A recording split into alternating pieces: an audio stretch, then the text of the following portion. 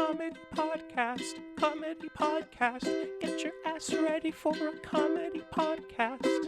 About roadway deaths. About roadway deaths. About roadway deaths. About roadway deaths. Comedy podcast. Comedy podcast. A certified motherfucking comedy podcast. About roadway deaths. About roadway deaths. About roadway deaths. About roadway deaths. Get yourself together. It's a certified fucking good time. Yeah!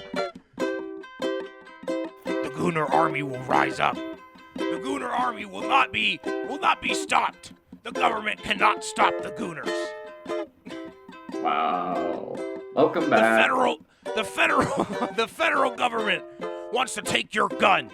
They want to take your guns and make you come. But we will not come. We will goon.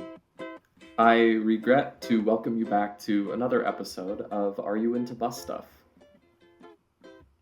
Welcome to the podcast, baby. Welcome back. How we doing today? Oh man, I'm super well. Weather has turned around here in Colorado. It's been in the 60s, so I've been feeling like a human person again. Oh, we had the most beautiful day here in Austin yesterday. I woke up, I rode my bike 55 miles, and then I went to work, and I worked a whole shift. Nice. That's lovely. Yeah, I mean, I love to see here in Denver the like hardcore cyclists, cyclist commuters and, folks who will go out after we've had 6 inches of snow and it's like 20 degrees out and they're riding their road bikes. And I'm like, wow, it really is possible. And, the road bike by itself is not a machine of death. Yeah, you might slide on the ice and fall. And yes, you might get hit by a car, but if everyone were just able to, buck up, get on their bike, you can ride a road bike through, snow if you find the right path. Yeah, it's crazy how that works. I've definitely taken bikes with thin tires out in like minimal winter weather, just because in Austin we don't really have ice, snow. Yeah. And yeah, you gotta be aware of your center of gravity. Yes. But especially the cold, I would bike to work. I haven't been, my current commute, it's a little bit more, I don't know, I feel better taking the bus because the distance and the number of incredibly scary roads I have to cross in order to get to my office is, just prohibitive. So I take the bus, allows me to get other stuff done while I'm commuting and, just kind of chill on my way to work. But, before when I had a shorter commute, I would often bike and I would bike on really cold days. I mean, I don't like to bike in the ice or the snow. I'm not the most comfortable cyclist. You've seen me bike, I can bike, I promise. Okay. People would be like, oh my God, you biked in today? Oh my God, it's like 20 degrees. And I was like, yeah, you wrap your face up, put your gloves on. It's okay. You're going to be okay, buddy. People are really cucked by car life. Like, people lose touch with what it's like to go outside. Mm. Yeah, I know what you're talking about, man. People are like, you came today? And I'm like, well, I didn't stop being poor. Had to continue working. I mean, same thing when it's really hot. I'm sure in Austin, there's days where you're like drenched by the time you get to work.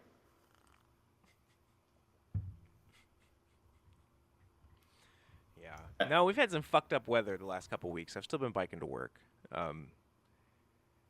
The chef saw that I was wearing these wool socks on my hands with little thumb holes cut in them. Oh my God. And then he brought me a pair of gloves that he said didn't fit him.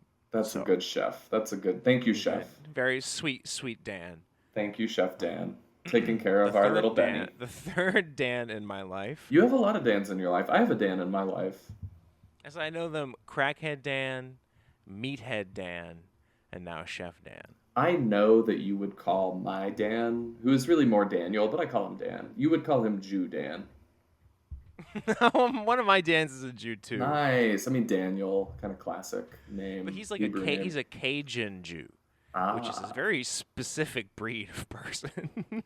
Yeah, no, it's incredible. He's like a redneck. Nice. Yeah. But listeners, we have an exciting announcement here. We have our first guest to the podcast. We have an anonymous guest. So it'll be your job to, guess who they are and Guess who picture they are, them in track their them head, down, find them, get them, give them the business. We won't be doxing them, but we hope you will. Oh my God, it's the worst introduction. That's almost as bad as some of the stuff you said a couple weeks ago. We like our guests. Our guests are the lifeblood of our podcast. I've been listening to a really sad piece about the Sandy Hook families, and and I keep thinking about what I said a couple episodes ago. Yeah. About swatting a Pizzagate on them and beating them up. And I'm like, oh, good Lord. Yeah. Yeah. Again, I have to frame to the listener that Ben is in full control. The government is trying to get you. The government will get you. They will take your guns. You will never be free. Yeah. Sorry, podcast I'm listening to is about Alex Jones. Okay, so you've been a lot of Alex Jones on the dome. Yeah. I mean, honestly, your Alex Jones impression is not too terrible. So I want to do a bit where, because like Jerry Seinfeld is always sort of incredulous, and so kind of in a similar way to Alex Jones. So what if? So the government is trying to get you. They're going to take your guns. So we're workshopping that bit. Nice. Jerry Jones. Yeah, that's someone different. Jerry Seinfeld. Like, we need to take the text of Alex Jones and then make Jerry do it. Nice. Yeah. I feel like some of it, could be a dialogue. Like an Alex Jones monologue could be a dialogue between Jerry and George. I see George, sort of like exasperated. They're turning the frogs gay. They're turning the freaking frogs gay.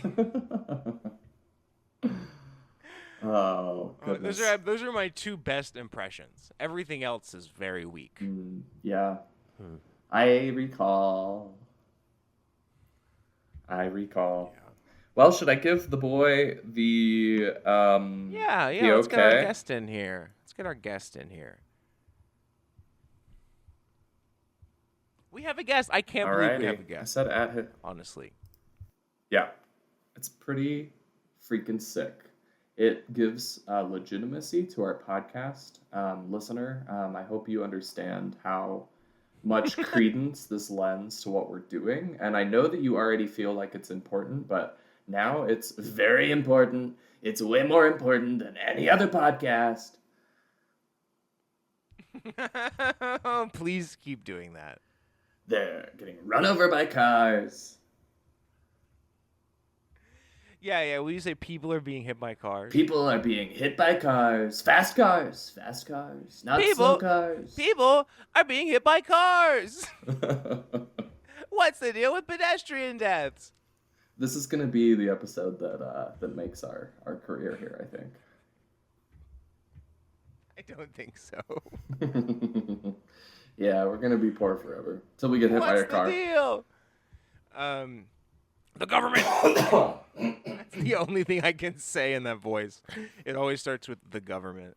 My mind just goes to they're turning the deep state. They're turning This is as deep as the deep state gets. There you go.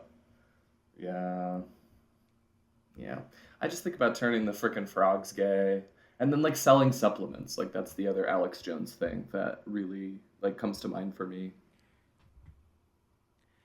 I was thinking about that and how it's like not the most evil way to monetize your weird media empire. I mean, it's up there. Like, you think he really believes it? Do you think he really believes in his like penis pills and stuff? Absolutely not. It's a totally dishonest way to get forward. Totally dishonest. I don't know, bro. He's crazy. Yeah. Well, anyway, listener, on from Alex Jones and his penis pill grifting to a conversation. Our anonymous guest. With our beautiful anonymous guest.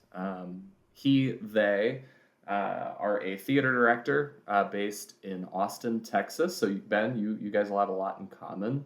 And yeah, thank you so much for coming on, Mr. Guest. So great to be here as Mr. Guest and no one else. We did encourage before you hopped Welcome on. to the show. Before you hopped on, we did encourage our guests to figure out who you are, or our listeners to figure out who you are, track you down, and do unspeakable get you. things to you. Triangulate my location. Yeah. Hit you with a car. We're gonna drop clues. Yeah, Oh, yeah. great. If you can hit the mystery guest with your car, we'll send you a T-shirt. Mm-hmm. Okay, well, it's funny you say that because I recently heard that this apartment complex that I moved into a few months ago, not my building, but the one next to it, got hit by a car. A car, like, drove through somebody's closet. So people don't realize how frequently cars hit buildings, but it's a non-trivial amount of traffic fatalities. I'd have to double check the numbers, but I'm pretty sure it's something like 3 to 7%. Wow. Yeah. Like traffic, like cars hit buildings all the time. Every 7-Eleven has been hit by a car. Liquor stores get hit by cars every day. Why do you think there's a correlation there, Ben? I don't know. Beyond me. Yeah, I mean, anecdotally, They just really want to, probably. yeah, it's probably not like what they sell at the store that causes someone to be terrible at driving a Or rather, death sorry, machine. it's like 3 to 7% of non-motorist deaths. So like, let's just say of all the people who are not in a car who get killed by a car, most are walking. Maybe 15%, 10% are cycling, 10% are on other non-bicycle motor like conveyances, but like a good chunk of them are just in buildings. Yeah, That's crazy. Fucked up. Like, unsuspecting. I mean, anecdotally, I have a friend who lives at the intersection in Denver. Listeners, you can look on your map here. Pull out your atlas, listener. He lives at the intersection of Hampton and Santa Fe in Denver. So Denverites, you will know where I'm talking about. There's this big blue apartment complex, and there's sort of like a freeway interchange that it's sort of like planted underneath. And one time someone flew off that interchange and like soared through a second-story apartment in the building while my buddy was living there. Luckily, no one Whoa. died. But yeah, so you're never safe. You're never safe. It's true that if you live like close to a bit major road, you're sort of always in a little bit of danger. I was just gonna say that, like, growing up in Austin, like, there's a lot of streets that weren't major roads at one particular time, and so a lot of houses got built onto them, and then now they all have driveways that like dump out onto these like very busy roads. And like, ever since I was a kid, I was like, I couldn't imagine trying to have a car and live on such a busy road and try to get in and out every day without getting hit. That's a really great observation. That's the same thing in Denver. I feel like that's the same thing in any city that has a legacy of a streetcar, where, you used to live, yeah, it was along the main drag, and yeah, it was loud, but you could still like walk out onto the street. But I see people in Denver like trying to back out of their driveways into like 40, 50 mile an hour roads, and it's like, geez. Absolutely not. Yeah. So, Mr. Guest, I know we only have you for, another 10 minutes or so. So I wanted to, ask you some questions on our beat. And, Ben, please chime in as we get into the conversation. But, how do you usually get around? Beat him up. How do you usually get around? Yeah, how do you get around the city? Talk to us about your transportation choices. I choose to drive a death machine car. Have since I was like 16. And yeah, that's my primary mode of travel. Occasionally when I lived closer to the one train line in Austin, I would take the train to work, and take it back, and sometimes to go out downtown, but it's not a very convenient train. I don't live close to the stop anymore, so I'm mostly driving.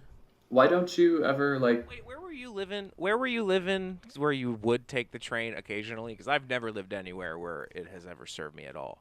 I was living in Crestview, and so my Okay. apartment complex was on like Lamar and Sugary Ave was the intersection. So Now, I that was makes sense. truly, yeah, walking distance from the train. That makes sense. Did you go to Black Star a lot? Sometimes if I missed the train, I would go to Black Star and get a beer and wait Yeah. for the next one. And you Rest in peace, And- Workers Co-op. and you worked downtown, right? Correct. So yeah, where the train terminated, that's where I would get off We at should- 4th and Red River. We should terminate that train for sure. No, it's. They want We'll have to to. do an episode about the train. They actually did put out some new stuff about Project Connect, like some more specific like engineering details of like what they're going to build in the next phase. So seems promising. We should bring on Mike Damas to talk about the train. He's a blogger who has a very detailed account of how we got where we are with our transit system being so useless.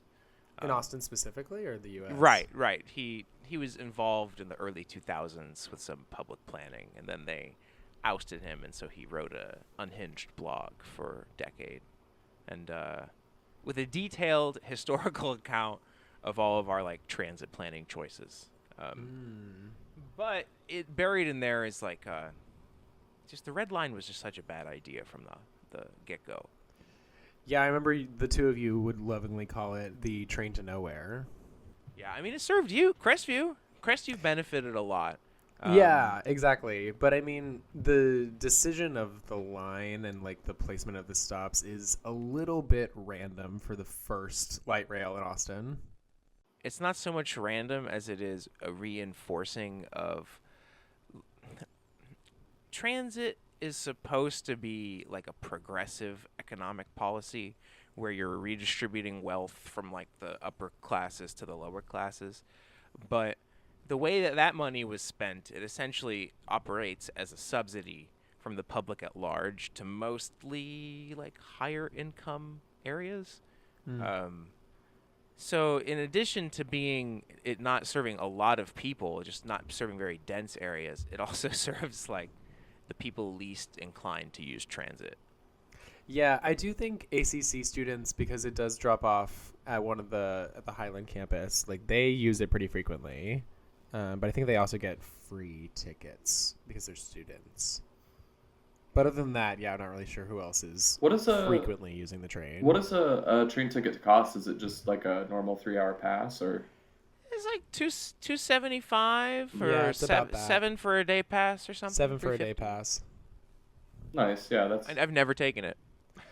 And I'll be honest, they don't check the tickets. And so it's one of those systems where like you buy the ticket and then you have to activate it for them to like scan it or whatever. And so I frequently would not activate it unless I saw somebody who was checking tickets. So you could get by on riding the train for free. Yeah. So Trent, mystery guest. Yes. What about what ballpark of the city are you in now? You're up by I'm in North Loop area. North Loop. So like North So Central. that area is you could ride a bike if you wanted to, right? However, most people, I imagine, don't feel particularly safe riding a bike in an urban environment like Austin. Most normal No. people. I'm not a confident biker when there aren't cars around, so I'm not really going to do it when there are so many cars around. No. It makes perfect sense. I do know that you also, I mean, you live along a sort of central drag where you could hop on a bus and get downtown in about 20 to 30 minutes. That's true. What deters you? That is true. What I could take the 3. Yeah, what deters you from choosing that option? It's slower every time. Yeah. I have ADHD, and so when I am thinking about going out, I will twiddle my thumbs for far too long, and then I'm like, oh, I gotta go. And if I take the bus, it's going to take twice as long, so I will just Uber or drive. And then this is paired with the completely free availability of parking everywhere in the city Indeed. at all times. That's the thing. Every street in the whole city has 2 lanes of free parking all the time, with the exception of downtown. And even downtown, you can still find a spot in like one of the biggest metros in America, right? I mean, not one of the biggest, but it's a big one. It's like top 20, 30. Well, and like again, growing up in Austin, I remember as a kid, parking downtown used to like always be free after 6 p.m. and like on the weekends it was always free. And so like now that's not exactly true anymore. However, the audacity of my like Austinite brain just tells me it is. And so yeah, I will risk it every time, and I will get free parking. So yeah, it doesn't deter me that I'm like, I might have to hunt a little bit for a parking spot, but I know I can find something. Something that's interesting about the car as a mode of transportation is that it's the only mode that requires like vehicle storage at your source and your destination, right? So like normal people will take transit to an urban center when it's really hard to park downtown. Like that is really very frequently the limiting factor, or like the main contributor to the decision-making process of somebody who's trying to choose between modes for a given trip. But in Austin, it's true. There is freely available parking everywhere at all times, no matter where you go. And that's like a design choice that actively prohibits the free flow of pedestrian and micromobile traffic. Yeah, I would go so far. Take the scooter pill, people. Yeah, I would go so. The scooter pill. I would go so far in Denver to say that it is almost always very easy to find a parking spot. I've been in Austin downtown, especially around festival times, things like that. Like it can be really hard to find a parking spot. It can take you a little while. In Denver, like there isn't even that barrier. It's always fairly simple to find a parking spot. But transitioning from that to, I know there's been a lot of discussion around the removal of the congestion pricing to Midtown Manhattan. And that's exactly what you're describing, Ben, right? That's an extra deterrent that encourages people to take transit. Is another cost to deter people from taking their personal property, their giant 2-ton vehicle, into a dense urban area. I know both of you guys have lived in New York City, so I'm curious, how you relate to the urban environment when you're not in a car. Like, how do you notice yourself, behaving differently when you are in a place where you're taking transit? Because I know you both, rode public transit in New York City. One thing I like about having a car in Austin is that it is my purse. I can store a lot of things in it. Whereas in New York, when I don't have that, I have to like pack a bag and like basically hike through the city, which I don't mind, but it requires a lot more intentionality and like specific planning for my day-to-day. Whereas I can just like throw a sweatshirt in my car for the next like 2 months and know that like if I need it, it'll be there. This is insightful. Yeah. When I'm in the city, I'm on alert. I'm just, you got to look alive when you're in the city, Yeah, never look down. I don't know. It's so much more social. It's so much less of a less of a fundamentally isolating experience to be in New York City. You step outside and you see the same neighbors every day, and you actually see people. No matter where you go, there's people. Sandwiches, bagels, lox, pizza. Rats. I like to drink beer out of a paper bag and just walk down the street with a slice of pizza. At 9 a.m.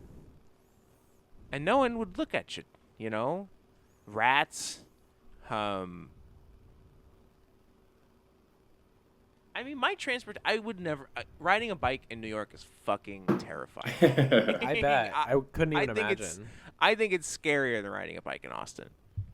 I could believe that because I had some friends who drove in New York, and I always thought they were crazy. Like, I'm a pretty confident driver, but the way that they would describe the roads, it was like the lines on the street are mere suggestions. There are no rules out here, and that is terrifying. Yeah, and I mean, New York has installed a lot more, many, many miles of like protected bike lanes and stuff, but I mean, there's still tons of intersections, and just the sheer density of vehicles it would be terrifying.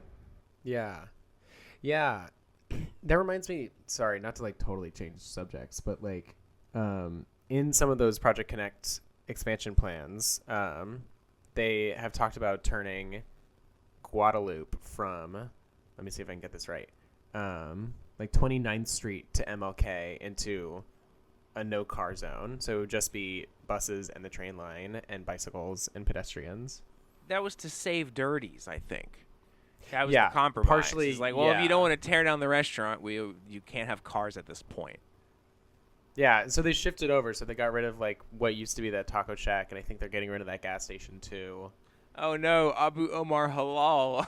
Exactly. Oh no, the gas station that has bars on the windows and makes you order your fucking seltzer through a window after midnight.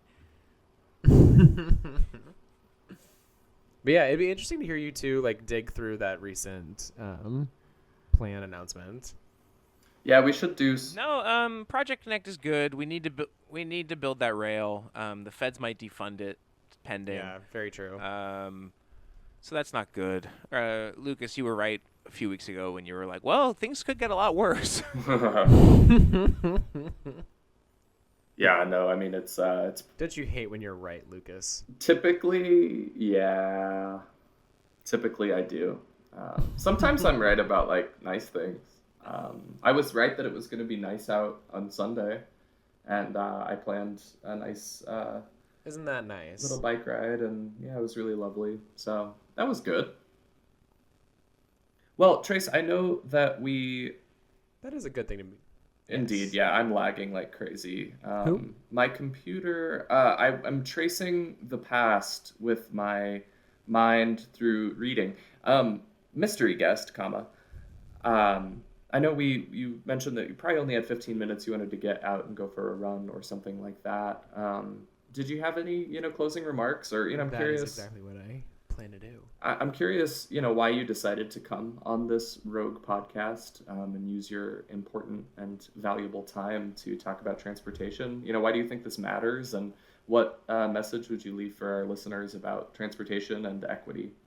I mean, I think that transportation is like a primary social service that we should be providing for people who live in metropolitan areas. Like, it is, I don't know how to say this. Like, it lubricates social movement. Like, it's an important thing that gets people not only just around town, but like exposes them to opportunities they might not have. Like, if they're just stuck in their own communities or whatnot. Like, I think it's a very fundamental thing. And it's something that our government should be prioritizing as we I mean, we've already destroyed so much of the environment. Why not make it a little bit easier within the destroyed land to get around in a bit? You know what I mean? I'm kind of just blabbing right now. There's a distinct, there's like a palpable difference in the economic and social mobility between Austin and New York, like a city with public transportation and without public transportation. Yeah. Like, the poor don't have access here. Anybody in the greater New York area can get can access like infinite employment opportunity. And here it's like you just better hope the fucking bus comes. Yeah, at all. Or that they're running the train at all. Yeah.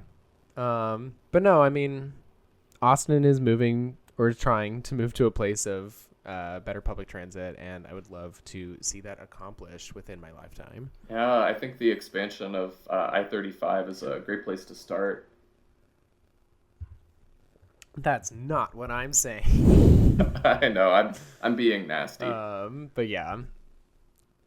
No, I know. I hate I-35. It does not need more lanes. It has too many already. And yeah, a lot of businesses are currently shuttering along I-35 because of the expansion. Haha. Bro, I can't believe they're going to make it bigger. Yeah, it sucks. It fucking sucks. I have to cross it twice a day already. Oh, God. Yeah, it's awful.